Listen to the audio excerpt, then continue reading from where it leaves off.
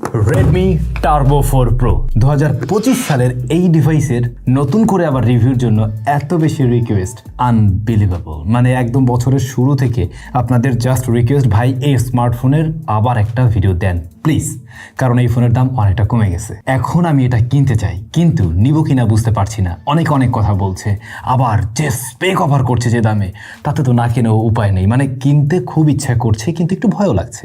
Alright, আপনাদের যে সমস্ত বিষয়গুলো নিয়ে একটু কনফিউশন রয়েছে, সেই বিষয়গুলো আজকে আমরা ফাইন্ড আউট করব। এই ফোন নিয়ে তো সেই কবেই আমরা ভিডিও করে ফেলছিলাম, রাইট? তো আমাদের একদম ওই সমস্ত জায়গাগুলোতে যাওয়ার প্রয়োজন নেই, বরং কোন জায়গায় এই মুহূর্তে দাঁড়িয়েও ইস্যু আছে, কোন বিষয়গুলো আপনার না কেনার জন্য কারণ হতে পারে, আর কোন জিনিসগুলোর জন্য আসলেই আপনার এটা কেনা উচিত, চলেন সেই জায়গাগুলোতে আমরা একটু ডিপ ডাইভ দেই। বাই দ্য ওয়ে, আপনাদের রিকোয়েস্টের জন্য এই জিনিসটা আমরা আবারও নিয়ে আসছি SMS গ্যাজেটস থেকে। তাদের কাছে আপনারা অবশ্যই রাইট নাও অ্যাভেলেবল পেয়ে যাবেন 32,000 টাকাতে এর 12/256GB ভ্যারিয়েন্ট। হ্যাঁ, এই স্মার্টফোনের দাম কিছুদিন আগে আরও কিছুটা কমে পাওয়া যাচ্ছিল, বাট এই মুহূর্তে মার্কেটে 32Kতে পাওয়া যাচ্ছে আর কি। তবে 32,000 টাকায় এর চাইতে বেটার স্পেকের স্মার্টফোন রাইট নাও বোধহয় অ্যাভেলেবল নেই। একই সাথে এর চাইতে পাওয়ারফুল ডিভাইস আপনি অ্যাভেলেবল পাবেন না মার্কেটে। যারা পারফরমেন্সেটিক ডিভাইস খুঁজছেন, ভিডিওটা কন্টিনিউ করেন। ফার্স্ট অফ অল, এই স্মার্টফোনটা আপনাকে খুবই বেটার একটা ফিল দেবে। হ্যান্ড ফিলটা খুব দারুণ দেবে, যেহেতু এটার বডি ফ্রেমটা অ্যালয় দিয়ে তৈরি, রিয়ার প্যানেলতে গ্লাস রয়েছে, সুতরাং ধরে মোটেই মনে হয় না আমি 32K বা অ্যারাউন্ড 30K প্রাইস পয়েন্টের কোনো ডিভাইস ধরে আছি। হ্যাঁ, তার চাইতে বেটার ফিল দেয়, এটা সত্যি। ইভেন ফোনটা দেখতেও সুন্দর, অনেক বেশি বড় সড়েও না। পার্সোনালি আমার কাছে এটার ডিজাইনটা বেশ ভালো লাগে। ডিজাইন আপনাদের কাছে কেমন লাগে একটু কমেন্ট করে জানাবেন তো। এরপরে যদি আমরা সামনে চলে আসি, এইখানে যে অ্যামোলেড প্যানেলটা আছে, এইটা নিয়ে আমি এখন পর্যন্ত কোনো কমপ্লেন পাইনি, এমনকি আমার নিজের জায়গা থেকেও কোনো কমপ্লেন নেই। চিন বেজেলও মোটামুটি বেশ ন্যারো, তবে এটা সিমেট্রিক্যাল, এবং টপ সেন্টারে যে কনসোল কাটআউটটা রয়েছে, এটাও কিন্তু খুবই ছোট। তাছাড়া এটা টাচ রেসপন্স যথেষ্ট ভালো। এখন পর্যন্ত আমরা কারো কাছ থেকে এভাবে শুনিনি যে গ্রিন লাইন বা ব্লু লাইন এই ধরনের কোনো প্রবলেম ফেস করছে কিনা, আমরা এখন পর্যন্ত পাইনি। তবে যদি কেউ এই স্মার্টফোন ব্যবহার করে এই জাতীয় কোনো প্রবলেম ফেস করেন, একটু আজকের ভিডিওতে কমেন্ট করে অবশ্যই জানাবেন। HDR10+এর সাপোর্ট রয়েছে, 3200 নিটস পিক ব্রাইটনেস আছে এখানে, যেটা শুনতে হয়তো কম লাগতে পারে অনেকের কাছেই, তবে এইটা ব্যবহার করতে গিয়ে আপনাদের কোনো প্রবলেম ফেস করতে হবে না। সেটা ইনডোর, আউটডোর, ডিরেক্ট সানলাইটে সব জায়গায় আপনারা ইজিলি ব্যবহার করতে পারবেন, এটুকু শিওর করে বলা যায়।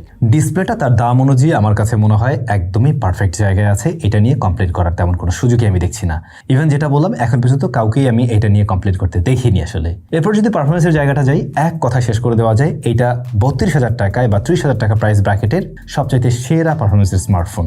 এটাতে স্ন্যাপড্রাগন 8S Gen 4 রয়েছে, সেই সাথে UFS 4.1 হলো গিয়ে স্টোরেজ টাইপ, এবং আপনারা 32,000 টাকায় কিন্তু 12/256GB ভ্যারিয়েন্ট পেয়ে যাচ্ছেন। সো এখানে র্যামের ঘাটতি নেই, এখানে SSDটা যথেষ্ট ভালো, যেটা গেমিংয়ের জন্য যথেষ্ট কেপেবল। বাট হ্যাঁ, গেমিং টাইমে এই স্মার্টফোনটা বেশ ভালো রকমেরই ব্যাটারি বার্ন করে, এটাও সত্যি।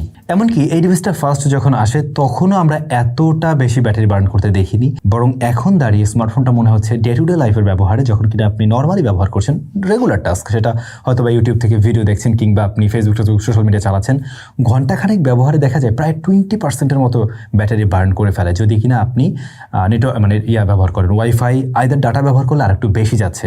ডাটার ক্ষেত্রে দেখা যায় যে আপনি গ্রামে বসে ব্যবহার করছেন অথবা এমন একটা জায়গায় বসে ব্যবহার করছেন, সেখানে আপনি যে অপারেটরটা ব্যবহার করেন ওইটার কানেক্টিভিটি ততটা স্ট্রং না, তখন কিন্তু এই স্মার্টফোন ব্যাটারির উপরে বেশ ভালো রকমের প্রেশার দেয় এবং ব্যাটারিও যথেষ্ট দ্রুত বার্ন করতে থাকে। এখন যত বড় ব্যাটারি আছে, সেই জায়গা থেকে আমাদের এক্সপেকটেশন আর একটু বেশি ছিল। ইভেন আমার কাছে ব্যাটারি ড্রেনিংটা একটু বেশি মনে হচ্ছে। সেটা আপনি ডে টু ডে টাইপের ইউজেসেও বলতে পারেন কিংবা গেমিংয়ের টাইমেও বলতে পারেন। না, একেবারে ওভার হিট জেনারেট করছে না, গেমিংয়ে মোটামুটি যতটুকু হিট জেনারেট করে, এটা আমার কাছে ন্যাচারালি লাগছে। আসলে একেবারে ওভার হিট জেনারেট আমি করতে দেখছি না, বরং ওভারঅল একটা স্মুথ রেজাল্ট পাওয়া যাচ্ছে। প্লাস আমি আবারও বলবো, এই প্রাইস পয়েন্টের সবচেয়ে সেরা পারফরমেন্সের ডিভাইস এটাই। ইভেন আপনি যদি গেমিংয়ের জন্য পারচেস করতে চান, ইভেন আপনি যদি কিনা রেগুলার টাস্ক বলেন বা একটু মাল্টিমিডিয়া কনজাম্পশন বেশি করা হয়, আপনার বেশি অ্যাপ্লিকেশন নিয়ে কাজ করা হয়, ভিডিও টিডিও এডিট করা হয়, সেক্ষেত্রেও আপনি ইজিলি চয়েস করতে পারেন। বাট আবারও বলবো, ব্যাটারিটা তুলনামূলকভাবে একটু বেশি বার্ন করছে বলেই মনে হয়েছে, যদিও বা এর মাঝে বিশাল বড়সড় ব্যাটারি আছে। আচ্ছা, এরপরে যদি চলে আসি ক্যামেরাতে, 50 মেগাপিক্সেলের মেইন ক্যামেরা আছে, 8 মেগাপিক্সেল আলট্রা ওয়াইড শুটার আছে, 20 মেগাপিক্সেলের ফ্রন্ট ফেসিং ক্যামেরা রয়েছে, 4K 60 fps ভিডিও রেকর্ড করতে পারে। এখন এটা শুরুর সময় আমরা যেমনটা দেখছিলাম যে ভিডিও কোয়ালিটি বা ছবির কোয়ালিটি সত্যি বলতে খুব একটা ইমপ্রুভমেন্টের জায়গায় আমি দেখছি না, সেই আগের মতোই আমি দেখছি।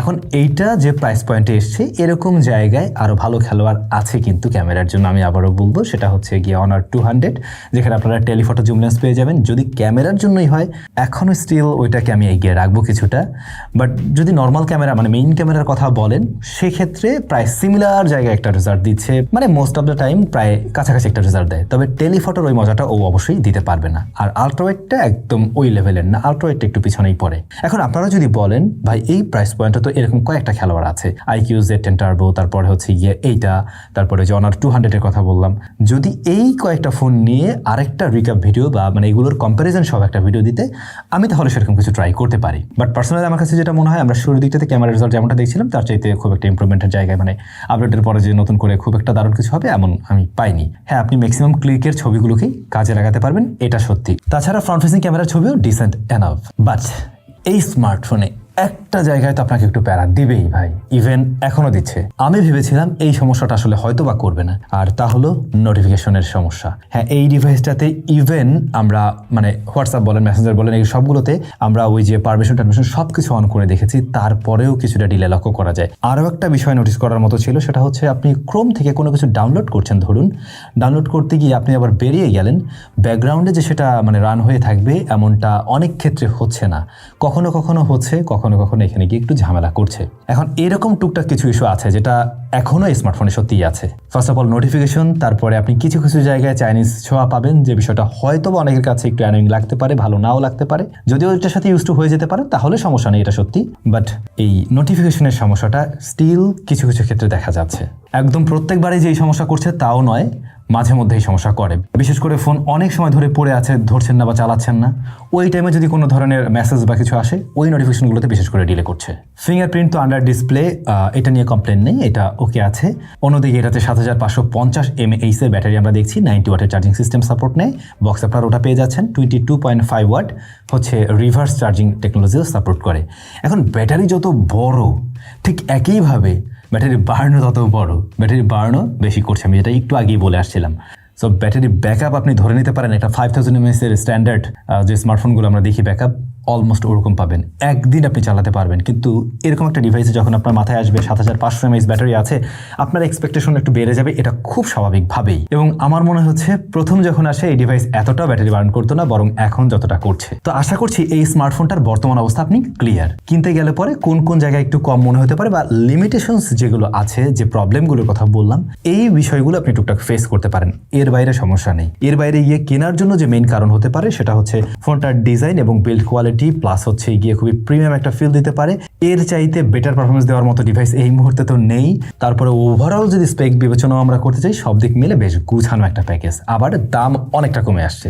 তো সেই জায়গা থেকে এই স্মার্টফোনটা ইজিলি আবার রিকমেন্ড করা যায়। এখন ওই লিমিটেশনসগুলো যদি আপনার জন্য বড় কোনো সমস্যা না হয় দেন আপনি দেখতে পারেন। আপনি হলে কি করতেন সেটা কমেন্ট করে জানাবেন। আপনাদের রিকোয়েস্টের ভিডিও যেহেতু দিলাম, ভিডিওটাতে অবশ্যই একটা লাইক করে দিন। সবাই ভালো থাকবেন, দেখা হচ্ছে নতুন ভিডিওতে।